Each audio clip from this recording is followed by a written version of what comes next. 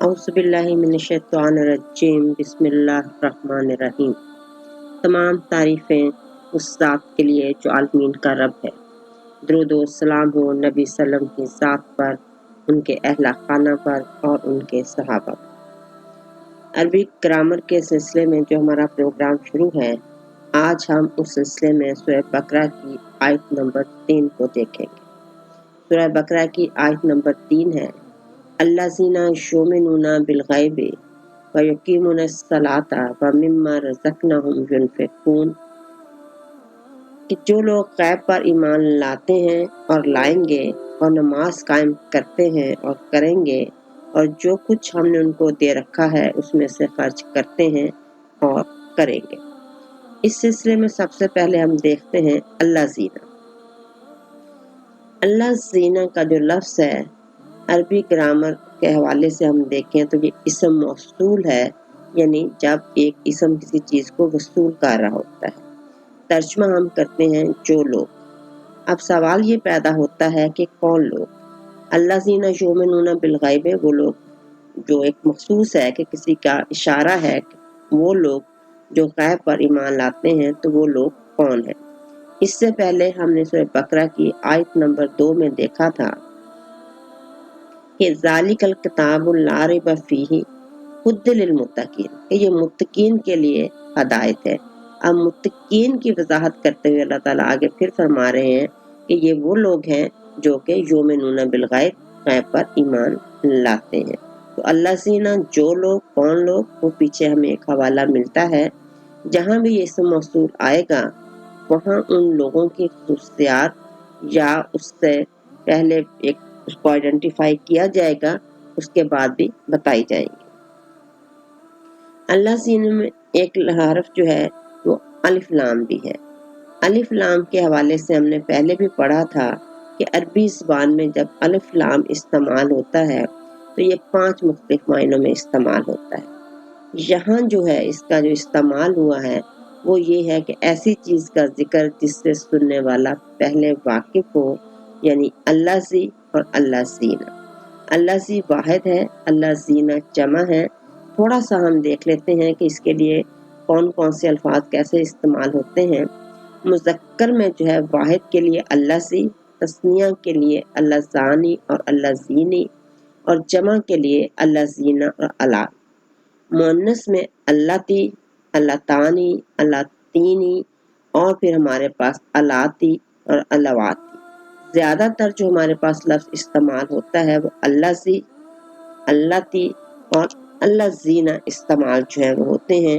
جیسے جیسے یہ الفاظ آئیں گے اسی چارٹ کی مدد سے جو ہے اس کی وضاحت کر دی جائے گی۔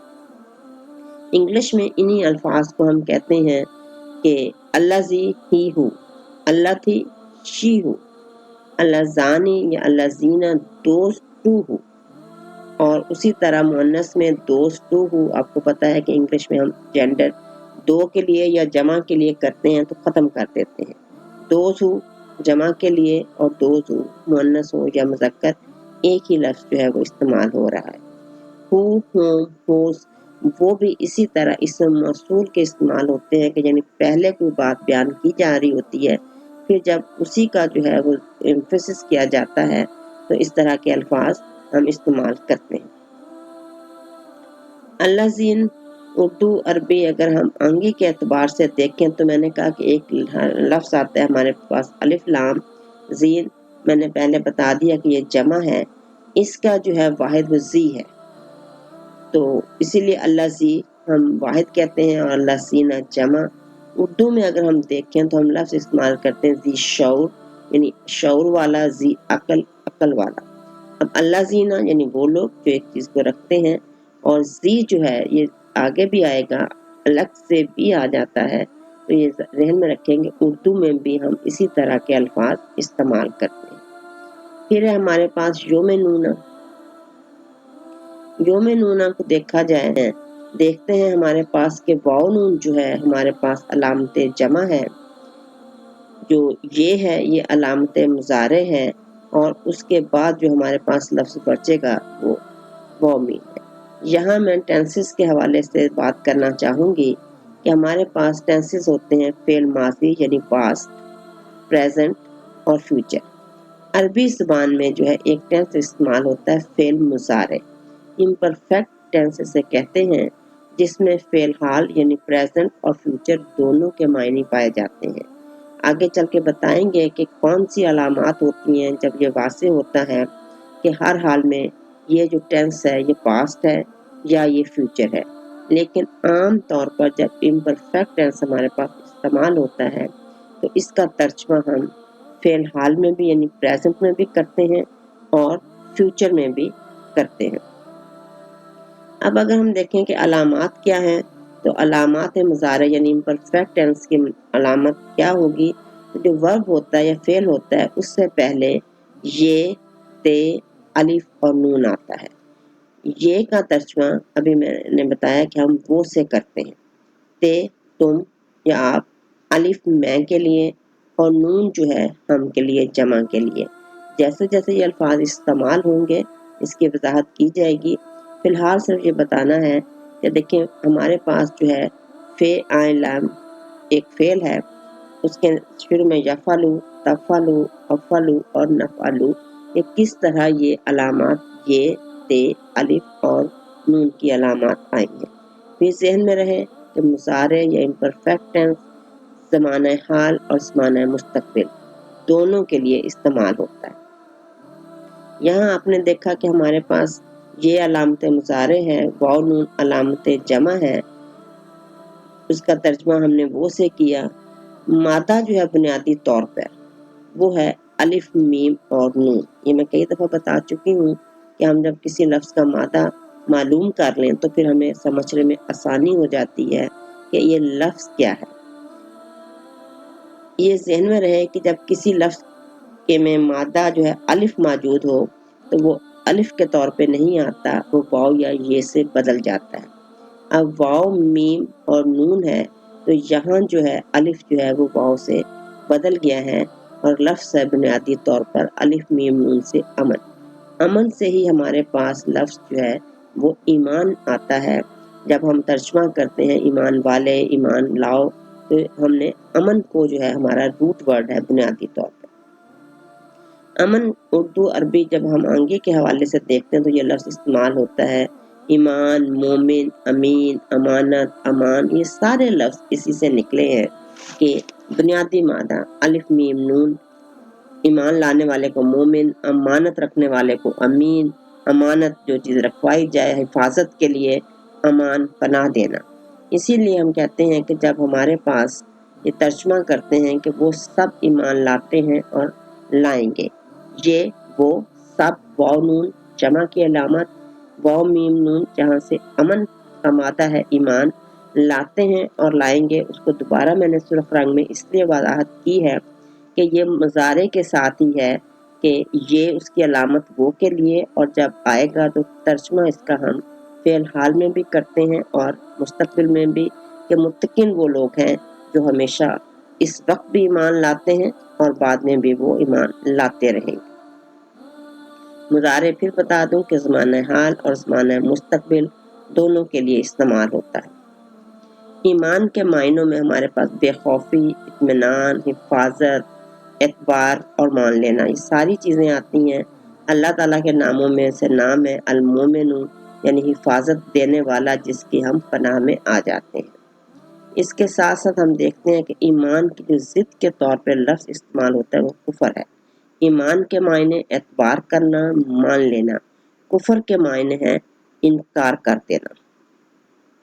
अमन जब हम हिफाजत के तौर पे इस्तेमाल करते हैं तो सूरह बकरा में ही अल्लाह ताला का इरशाद है, जब नमाज का हालत जंग में जो है वो उसके मुतालिक अहकामात आए तो अल्लाह ताला का इरशाद है कि इन खिफ्तुम, अगर तुम खौफ की हालत में हो, फरिजालन और रुकबन, तो खड़े खड़े पढ़ लो या सवारी पर।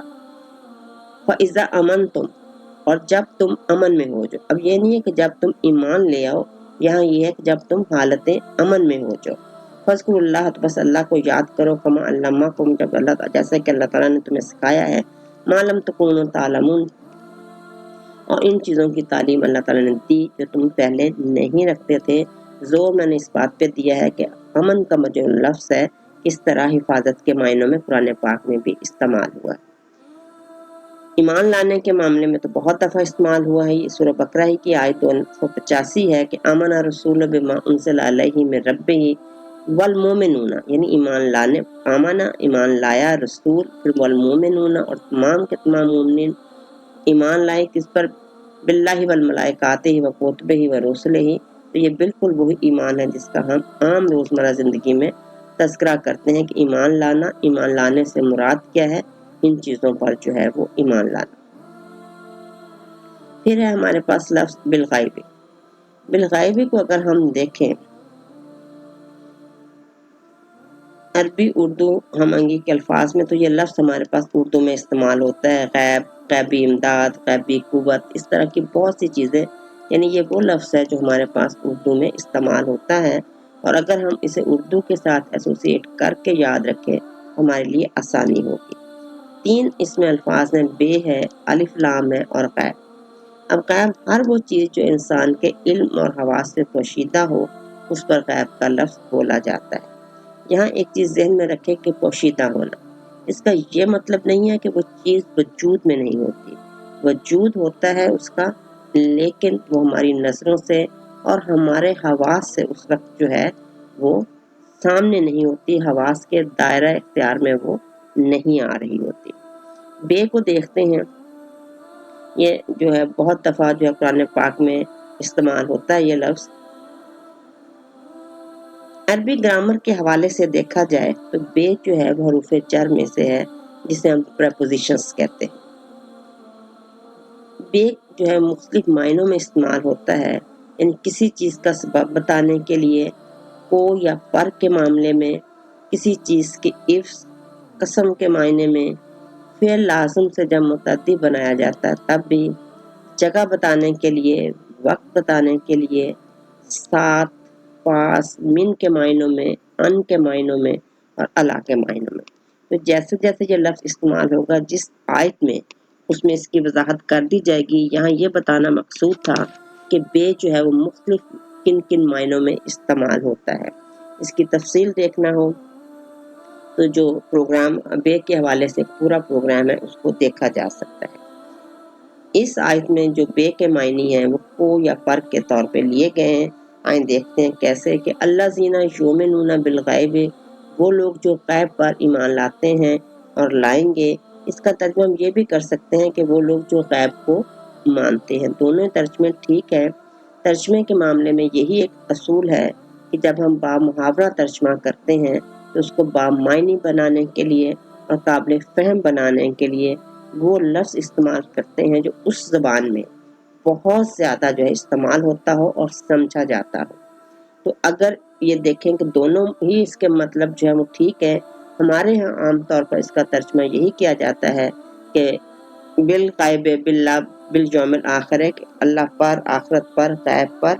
تو یہ ہے کہ بلیو ان، کہ ہم ان چیزوں پر ایمان لاتے ہیں. ایک اور آیت دیکھتے ہیں سورہ بقرہ کی آیت نمبر 8 کہ وَمِنَ النَّاسِ مَن يَقُولُ آمَنَ بِاللَّهِ وَبِالْيَوْمِ الْآخِرِ، کہ اور لوگوں میں سے جو یہ کہتا ہے کہ ہم اللہ پر اور روز آخرت پر ایمان لائے. تو یہاں اس کا ترجمہ ہم یہ بھی کر سکتے ہیں کہ ہم نے مان لیا اللہ کو اور آخرت کے دن کو. تو بے جو ہے یہ پر اس طرح استعمال ہوتا ہے کہ جب کسی چیز کا یقین کر لینا، یا جو بھی اس کے متعلق جو ہے اس کا ترجمہ ہوگا پر یا ہو. غیب کی ضد جو ہے ہمارے پاس حاضر ہے. یہ بھی میں نے کہا کہ اگر ہم کسی لفظ کی ضد دیکھیں، جیسے ایمان کے مقابلے میں کفر کو دیکھا، غیب کے مقابلے میں حاضر کو، تو ہمیں ایک چیز بڑی واضح نظر آ جاتی ہے، اس کو سمجھنا. غیب وہ چیز ہے جس کا ادراک ہمارے حواس نہیں کر سکتے، اور حاضر وہ چیز ہوتی ہے جس کے پھر ہمارے حواس ادراک کر لیتے ہیں. قرآن پاک میں اسی طرح استعمال ہوا ہے کہ هو الذی لا الہ الا هو عالم الغیب والشہادۃ، کہ اللہ جو ہے وہی ذات ہے جس کے سوا جو ہے اور کوئی بھی معبود نہیں ہے. وہ غیب کو بھی جانتا ہے اور حاضر کو بھی جانتا ہے. وہ رحمان الرحیم، اور وہ رحمان اور رحیم. اس کے بعد ہمارے پاس الف لام کا استعمال جو میں نے کہا آیا ہے. پہلے بھی ہم نے دیکھا یہ 5 مختلف جو ہے وہ صورتوں میں استعمال ہوتا ہے. یہاں جو ہے پوری کی پوری یعنی بالغیب پوری کی پوری نوع کا ذکر ہے. کل کے معنی میں ہے کہ غیب کی جو بھی چیزیں ہیں ان سب پر جو ہے جو مومنین ہیں وہ ایمان لاتے ہیں۔ الذین یؤمنون بالغیب کے بعد ہمارے پاس جو ہے ایک حرف آتا ہے واو۔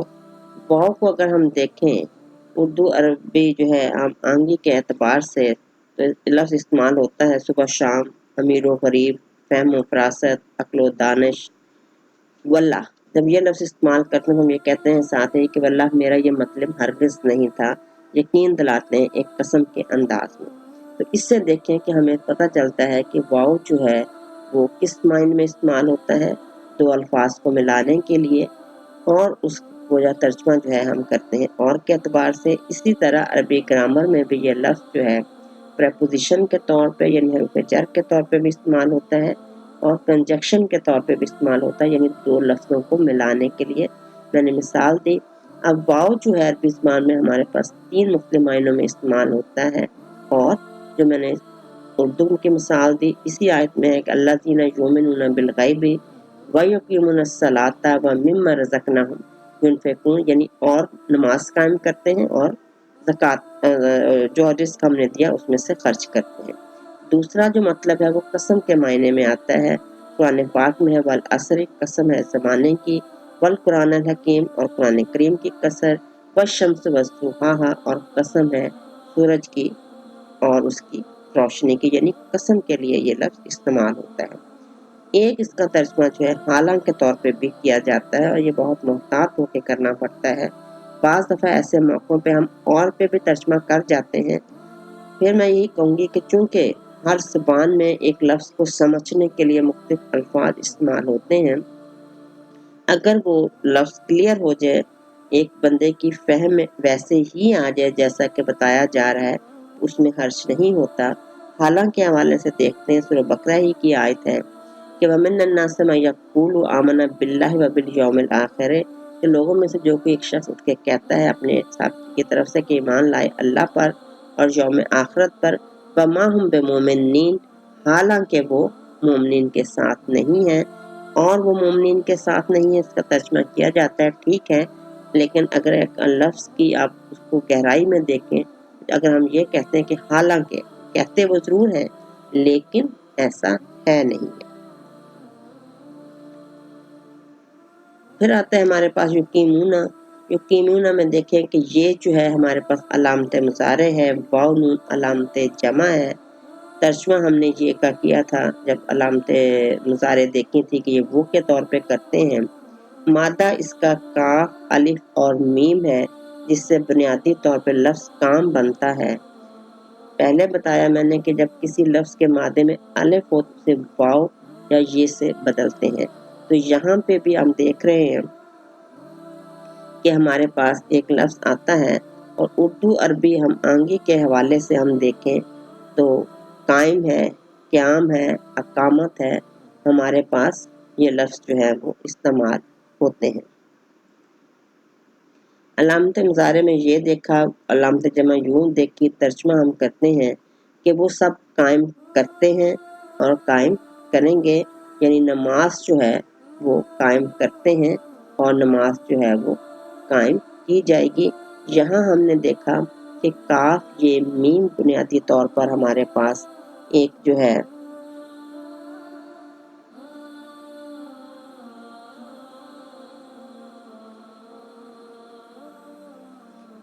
پھر ہمارے پاس لفظ آتا ہے صلاۃ۔ صلاۃ کے موضوع پہ ہم نے پورا پروگرام بھی پیش کر دیا ہے۔ صلاۃ جو ہے اگر اس کا دیکھیں مادہ تو ہمارے پاس صاد، لام اور واو ہے۔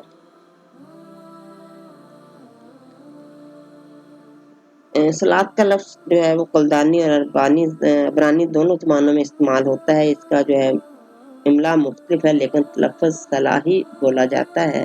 اس کے مختلف معنوں میں داخل ہونا، تعظیم، دعا کرنا، سلامتی، رحمت، قربت، یہ تمام الفاظ صلاۃ کے لیے استعمال ہوتے ہیں۔ اس کے ساتھ ساتھ اس کے معنی نظام کے بھی ہیں۔ اس کے علاوہ جو لفظ صلاۃ ہے وابستگی، پیچھے پیچھے چلنے کے، کسی کے ساتھ لگے رہنے، چمٹے رہنے، تسبیح کرنے، کسی چیز کو آگ کی تپش میں رکھ کر سیدھا کرنے کے بھی ہیں۔ بنیادی طور پر ہمارے پاس اردو میں اس کے لیے لفظ نماز استعمال کیا جاتا ہے، جو اہل فارس کے جو پہلوی زبان تھی وہاں کے جو ہے زرتش عبادت سے لیا گیا ہے. تو وہ جو عبادت کرتے تھے اس کو نماز کہا جاتا تھا، تو جب اس کا ترجمہ کیا گیا صلاۃ کا تو نماز کیا گیا. صلاۃ کے موضوع پہ جو پورا پروگرام ہے اس کو اس حوالے سے جو ہے وہ دیکھا جا سکتا ہے. اس کے بعد ہے واو ہمارے پاس ہے، جس کو ہم پہلے بیان کر چکے ہیں کہ 3 مختلف جو ہے وہ معنوں میں استعمال ہوا. اس کے بعد ہے مما.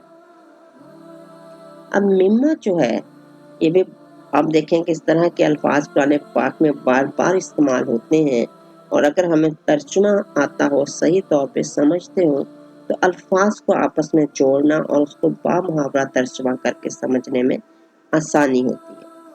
مما جو ہے اس کا ترجمہ اس طرح کیا گیا کہ اس میں سے جو. اب یہ دیکھتے ہیں کہ یہ لفظ جو ہے وہ اصل میں ہے کیا. یہ اس میں 2 الفاظ ہیں، مرکب لفظ کہتے ہیں ایسے چیزوں کو، حروف یہ 2 حروف سے مل کے بنا ہے. کمپاؤنڈ ورڈز انگلش میں کہتے ہیں من اور ما. اب دونوں کو جب ملایا گیا، نون جو ہے اس میں سے حذف کر دیا گیا اور ماں کے اوپر جو ہے وہ شد ڈال دی گئی. جس لفظ پہ ڈالی جاتی ہے شد اس کو مشدد کہا جاتا ہے. تھوڑا سا دیکھ لیں کہ عربی زبان میں یہ ہمارے پاس علامت تشدید ہوتی ہے، یعنی شد کی علامت ہوتی ہے، اور 2 حروف کو ایک دوسرے میں مدغم کرنے کے لیے، ملانے کے لیے تشدید کا استعمال ہوتا ہے، اور پھر ایک حرف جو ہوتا ہے وہ اس میں سے ختم ہو جاتا ہے، اور جس حرف پہ یہ آتی ہے اس کو مشدد جو ہے وہ کہا جاتا ہے. اب من اور ماں 2 جو ہے یہ حروف تھے، من اور ماں. اب دیکھتے ہیں کہ ہمارے پاس من جو ہے وہ عربی زبان میں کس کس معنی میں استعمال ہوتا ہے. گرامر کے حوالے سے دیکھا جائے تو یہ بھی پریپوزیشن میں سے ہے. یہ مختلف جو معنی میں استعمال ہوتا ہے اس میں سے ہے، اور سے کے معنی میں یہ بہت زیادہ استعمال ہوتا ہے. پھر ایک چیز کو دوسری سے تمیز کرنے کے لیے، یعنی الگ کرنے کے لیے، ایک کے بدلے میں جب دوسرے کا ذکر ہو اس کے لیے، تاکید کے لیے، نفی کی مزید تاکید کے لیے، کل میں سے بعض کے لیے، اور پوری کی پوری جنس کے لیے. پھر عربی کے جو دوسرے حروف ہیں اور کچھ پریپوزیشنز ہیں، مثلا اندا، علا، بے، جس کا بھی ہم نے ذکر کیا، فی اور ان کے معنی میں بھی استعمال ہوتا ہے. جیسے جیسے یہ لفظ استعمال ہوگا جس معنی میں، وہاں اس کا حوالہ دیا جائے گا. یہاں سارے مطلب بتانے کا مقصد یہی ہے کہ یہ ذہن میں رہے کہ یہ مختلف معنوں میں استعمال جو ہے وہ ہوتا ہے. یہاں یہ کل میں سے بعض کے معنی میں استعمال ہوا ہے. کل میں سے بعض کی ایک مثال میں آپ کو اور دے دیتی ہوں کہ ہمارے پاس سورہ بقرہ میں ارشاد ہے کہ تلک الرسول فضلنا بعضهم علی بعض منہم، یعنی ان میں سے کوئی. اب یہ نہیں ہے کہ سارے کے سارے، یعنی بعض کو بعض پر فضیلت دی، منہم یعنی ان سب میں سے کوئی. جو میں نے کہا نا کل میں سے بعض، من کلام اللہ ہو، جس کے ساتھ اللہ تعالیٰ نے جو ہے کلام کیا، ورفع بعضهم درجات، اور پھر بعض کے اس میں سے درجات بلند کیے. تو کلام کے حوالے سے آپ جانتے ہیں کہ حضرت موسیٰ علیہ السلام کو یہ شرف حاصل ہے. تو اب یہ دیکھیں پورے انبیاء میں سے جب ایک کا ذکر کیا گیا تو لفظ ہمارے پاس من ہی استعمال ہوا. اس کے بعد ہم ماں دیکھتے ہیں. ماں 3 معنوں میں استعمال ہوتا ہے. نہیں، یعنی جب کسی چیز یہ پہلے آتا ہے تو نہیں کے معنوں میں آتا ہے، جو کے معنوں میں آتا ہے، اور استفہام کے لیے، سوال کے لیے بھی کیا.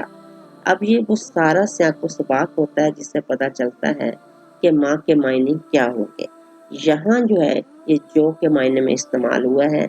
چند آیات جس میں لفظ ماں استعمال ہوگا مختلف معنوں میں پڑھنے کے بعد انشاءاللہ اس قابل ہو جائیں گے آپ کہ آپ یہ دیکھ سکیں کہ ان 3 میں سے کون سے معنی میں یہ لفظ استعمال ہو سکتا ہے.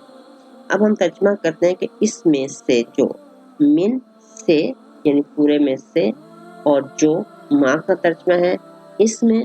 اب وہ ایک پورا جملے کو با محاورہ یا ایک لفظ کے مطلب کو با معنی بنانے کے لیے اس کا ترجمہ ہے کہ اس میں سے جو.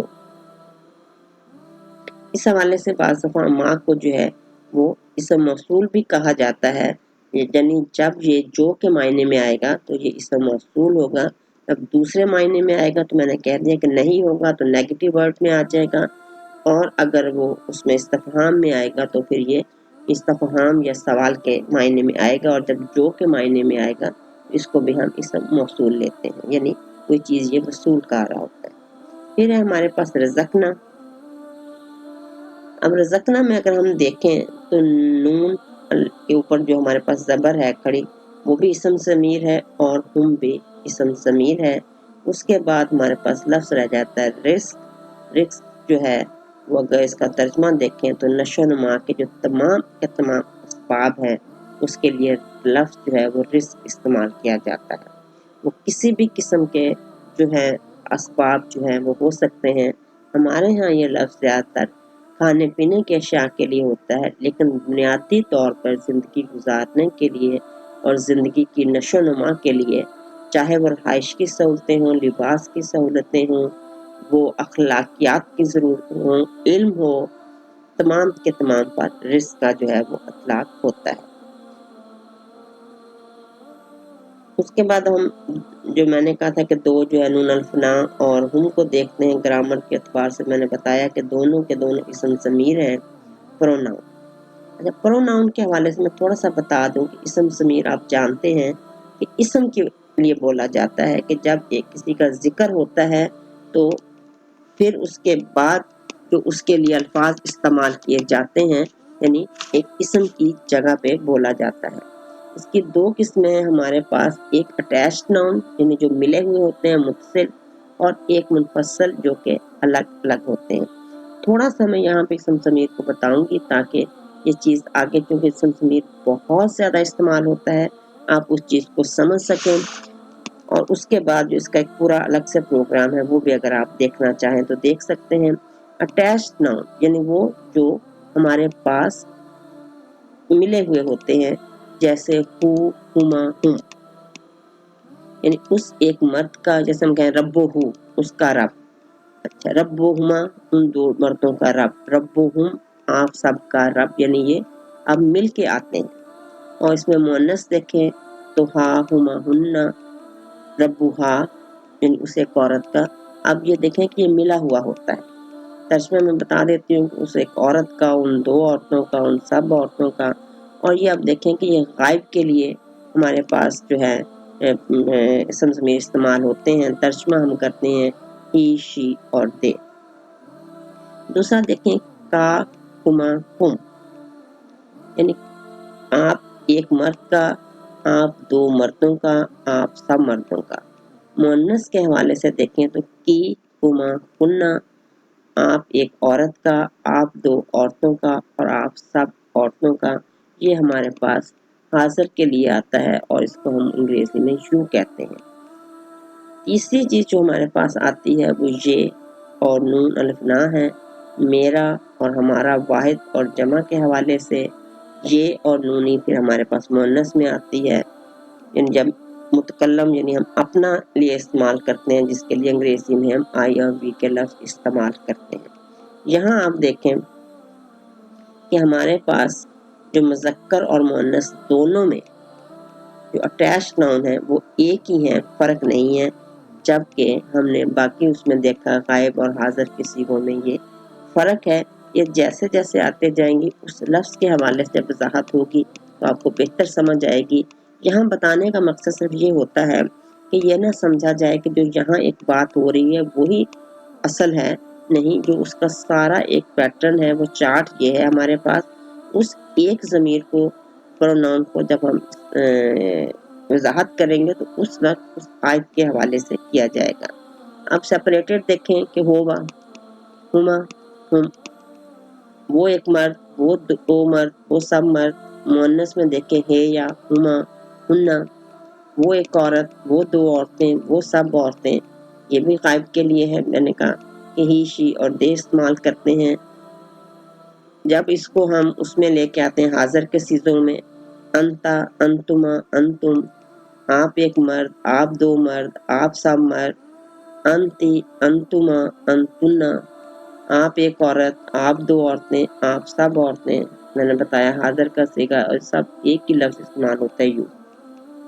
جب اس کو ہم متکلم میں لائیں گے تو انا ہے، نحنو ہے، میں، اور ہم اس کا ترجمہ کرتے ہیں मुअन्नस में भी यही जो है हमारे पास ज़माइर या प्रोनाउन जो है वो इस्तेमाल होते हैं। थोड़ा सा जो है अगर हम इसकी मैं वजाहत करूं, दोनों को इकट्ठा रख के देखें तो आप देखें कि हमारे पास मुज़क्कर और मुअन्नस क्या क्या फ़र्क होता है इसमें, कि जब हम देखते हैं कि ही शी दे के हवाले से आते हैं, फिर हम इसको हाज़िर के मायनों में देखते हैं, फिर इसको जो है वो हम मुतकल्लम यानी आई और वुल के हवालों से देखते हैं।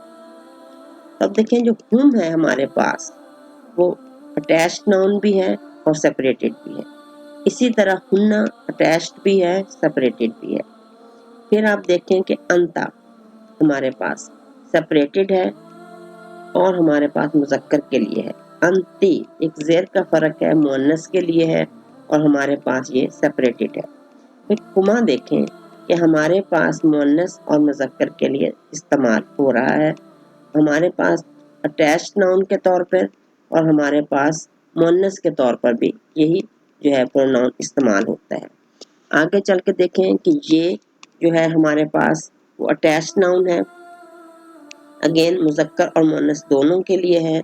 अना जो है हमारे पास वो मुज़क्कर और मुअन्नस दोनों के लिए है, लेकिन ये सेपरेटेड है। फिर ना हमारे पास जो अभी हम इसका जिक्र करेंगे, ये हमारे पास अटैच्ड नाउन है, मुज़क्कर और मुअन्नस दोनों के लिए इस्तेमाल होता है, जमा के लिए इस्तेमाल होता है और फिर नाहनु है। तो जैसे जैसे ये आते जाएंगे इसकी वैसे वैसे जो है वजाहत करती जाएगी। अब है हमारे पास ना, ये हमारे पास जमा मुतकल्लम जो मैंने कहा अटैच्ड नाउन है, यानी किसी नाउन के साथ ये मिल के जो है अपने उसको वजाहत करता है, अपने अमल की मुज़क्कर मुअन्नस दोनों में है। हम, हमारा, हमने, इसका हम तर्जुमा करते हैं फजलना, यानी हमने फजीलत दी। अब देखें लफ्ज़ जो था फजल फेल और उसके बाद नाउन उसके साथ अटैच हो गया कि हमने फजीलत दी, तो इसलिए हम इसको अटैच नाउन या मुत्सिल कहते हैं कि ये किसी फेल के साथ मिल के आता है और काम करने वाले की वजाहत जो है वो करता है। फिर हमारे पास हुम है, गायब के लिए इस्तेमाल होता है, सब के लिए इस्तेमाल होता है। पहले भी मैंने बताया कि सेपरेटेड नाउन भी है, अटैच्ड नाउन भी है हमारे पास। इसको अगर आप देखें तो आम तौर पर ये मुज़क्कर के लिए इस्तेमाल होता है। ये मैं आपको वजाहत कर दूं कि जब हम एक जुमला पढ़ते हैं तो अगर उससे पहले औरतों का जिक्र है और उसके बाद जो नाउन आएगा तो वो औरतों के हवाले से या मुअन्नस अशिया के हवाले से आएगा। अगर पीछे मुज़क्कर का जिक्र है तो हुम का मायनी मुज़क्कर होगा, लेकिन अगर हमारे पास कोई उसकी जो है रेफरेंस मौजूद नहीं है तो फिर हम देखते हैं कि ऐसी सूरत हाल में हम दोनों के लिए उसको इस्तेमाल करते हैं। या मैं थोड़ी सी वजाहत करती हूँ कि आम तौर पे हम तर्जुमा करेंगे वो सब मर्द और उन सब मर्दों का जो अटैच और सेपरेटेड में थोड़ा सा मतलब का सिर्फ अल्फाज का फ़र्क है कि ऑल मैन, लेकिन अमूमन मैंने कहा कि हमारे पास इस तरह के जो अल्फाज हैं जो होते हैं प्रोनाउन, वो सब के लिए इस्तेमाल होते हैं। यानी जब हम लफ्ज़ दे इस्तेमाल करते हैं तो उसका मतलब क्या होता है कि तमाम के तमाम। लेकिन अरबी में इंग्लिश में हम हर हाल में दे इस्तेमाल करते हैं, उर्दू में हम वो करते हैं और उसके बाद हम अपना आगे सीगा बदल लेते हैं। अगर मैं 3 नाम लेती हूँ कि आयशा, राबिया और अलीना, 3 औरतें हैं, वो आती हैं और वो ये काम करेंगी। अब वहाँ वो के साथ मैंने सीगा बदल दिया कि वो ये काम करेंगी। वो लगाया, वो से समझ नहीं आती, लेकिन आगे मैंने उसका सीगा बदल दिया। अरबी में जो है हमारे पास इस तरह वजाहत हो तो हम उसके साथ मुअन्नस का जो जमा है हुन्ना लगा सकते हैं, लेकिन अगर ऐसी कोई चीज़ नहीं है तो फिर आपको पता है कि जब जेंडर किसी चीज़ में वाज़ेह ना हो तो उसका तर्जुमा जो है वो मुज़क्कर का जो है हम नाउन या प्रोनाउन इस्तेमाल करते हैं, लेकिन तर्जुमे में तमाम के तमाम लोग शामिल होते हैं। तो अमूमन जो हुम है फिर हमारे पास सब के लिए इस्तेमाल होता है, औरतों के लिए भी और मर्दों के लिए भी। अमवालिहिम उनके माल, अनफुसिहिम उनकी जानें, इनकी सबकी सब इंसानों की। लेकिन अगर इसके पीछे वजाहत होगी मुज़क्कर की तो फिर ये मुज़क्कर के लिए ही इस्तेमाल होगा। अब जो है हमने इसका तर्जुमा करना है कि रज़क़नाहुम, जो कुछ हमने इन सब को रिज़्क दिया। अब देखें रिज़्क, रिज़्क है ना हमने इन सब को, وضاحت پہلے بھی آپ نے دیکھا کہ ہم متقین کی صفات کے حوالے سے بات کرتے ہیں کہ وہ لوگ جو ایمان لائے غیب پر اور نماز قائم کرتے ہیں اور جو رزق ہم نے ان سب کو دیا، یعنی کہ تمام کے تمام متقین کو، خواہ وہ مرد ہیں اور خواہ وہ عورتیں ہیں۔ اور نا کا جو ہے لفظ یہاں اللہ تعالیٰ کے لیے استعمال ہوا ہے۔ اللہ تعالیٰ نے جہاں اپنی شان بیان کرنی ہو وہاں جمع کا صیغہ استعمال ہوتا ہے، وحد کا صیغہ بھی اللہ تعالیٰ نے بہت سی جگہوں پہ اپنے لیے استعمال کیا ہے۔ تو یہ اب جیسے جیسے ہمارے پاس اس آیت کو سمجھنا ہے کہ کیا کیا چیزیں اللہ تعالیٰ نے کیسے انداز میں، دلکش انداز میں بیان فرمائی، تو یہ ذہن میں رہے کہ قرآن پاک میں اللہ تعالیٰ نے اپنے لیے واحد کا صیغہ بھی استعمال کیا ہے اور جمع کا صیغہ بھی استعمال کیا ہے۔ اب ہم نے سے مراد جو ہے اللہ کی ذات ہے، اور اللہ کی ذات جو ہے وہ ایک ہی ہے۔ ہم سے مراد یہ نہیں ہوگا کہ نعوذ باللہ اللہ زیادہ ہیں، صرف اپنی اللہ تعالیٰ نے شان و شوکت، اپنی کبریائی بیان کرنے کے لیے جو صرف اسی کو زیبا ہے، اللہ تعالیٰ نے بہت سے مقامات پر اپنے لیے ہم کا صیغہ جو ہے وہ جمع کا استعمال کیا۔ پھر ہے ہمارے پاس ینفقون، اس میں یہ ہمارے پاس علامت مضارع ہے، واو نون علامت جمع ہے، اور اس کا جو مادہ ہے وہ نون، فے اور کاف ہے۔ نفق اس سے بنتا ہے اور اسی سے ہمارے ہاں لفظ جو ہے اردو میں انفاق جو ہے وہ آتا ہے۔ معنی ہے اس کے کہ مال کو کھلا رکھنا، عام کرنا، باقی نہ رکھنا، حتیٰ کہ ختم کر دینا، یعنی انفاق کی ایک ڈگری کا فرق آ رہا ہے کہ مال کو کھلا رکھنا، دوسروں کو دینا، اور کوئی معاملہ آ جائے تو اس میں اپنے مال کو ختم کر دینا، دوسروں کے لیے پورے کا پورا خرچ کر دینا۔ اس تمام کے تمام جو ہے وہ معنی انفاق کے آتے ہیں۔ بنیادی طور پر جو ہے نفق جو ہے سرنگ کو کہا جاتا ہے، جو دونوں سائڈ سے آپ دیکھیں کھلی ہوتی ہے۔ تو اسلام کے معاشی نظام میں جو ہے مال کو انہوں نے اس طرح کھلا رکھا گیا ہے کہ ایک طرف سے آئے تو دوسری طرف سے نکالتے جائیں۔ جو ارتکاز مال ہے اس کو چونکہ پسند نہیں کیا گیا، تو اس لیے جو ہے نفق کا لفظ جو ہے یہاں استعمال ہوتا ہے۔ قرآن پاک میں اللہ تعالیٰ کا ارشاد ہے کہ وَيَسْأَلُونَكَ مَاذَا يُنْفِقُونَ قُلِ الْعَفْوَ، کہ یہ لوگ جب آپ سے سوال کرتے ہیں کہ وہ لوگ کیا خرچ کریں، وہ سب کے سب اپنے متعلق پوچھتے ہیں کہ کیا خرچ کیا جائے، پھر ان سے کہہ دو کہ جو ضرورت سے زائد ہے۔ تو یہاں جو ہے ہم دیکھتے ہیں کہ باقی نہ رکھنا، ختم کر دینا، اس کی صورتحال کیا ہے، اور پہلے دو معنوں میں کہ مال کو کس طرح کھلا رکھا جائے۔ ترجمہ ہم اس کا کرتے ہیں کہ وہ سب خرچ کرتے ہیں اور کریں گے، جیسے کہ میں نے بتایا کہ مضارع میں ہمیشہ پریزنٹ اور جو ہے ہمارے پاس فیوچر دونوں آئیں گے، تو اب جو ہے سب واو نون کی علامت جمع، نفق خرچ کرنا، یہ جو ہے ہمارے پاس وہ جو میں نے کہا علامت مضارع، جب بھی یہ آئے گا تو اس کا ترجمہ وہ ہوگا، اور پھر اس کی علامت جو مضارع ہے وہ یہ بتاتا ہے کہ اس میں پریزنٹ اور فیوچر دونوں جو ہے وہ ٹینسز یا زمانے جو ہیں وہ موجود ہیں۔ اسی سے ہمارے پاس انفاق فی سبیل اللہ کا ایک لفظ آتا ہے۔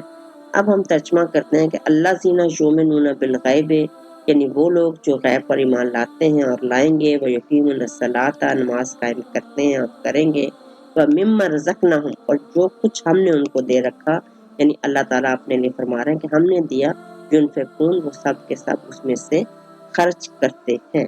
اب لفظی ترجمے کے بعد اور اس کی پرپوزیشنز اور کنجیکشنز اور پروناؤن کے بعد امید ہے کہ آپ کو سمجھ آ گئی ہوگی۔ ذہن میں رکھیں کہ جیسے جیسے یہ الفاظ ہمارے لیے سمجھ آتے چلے جائیں گے، ہمیں بامحاورہ ترجمہ پڑھنے، سمجھنے اور اس کو یاد رکھنے میں آسانی ہوگی۔ وما علینا الا البلاغ المبین، الحمدللہ رب العالمین۔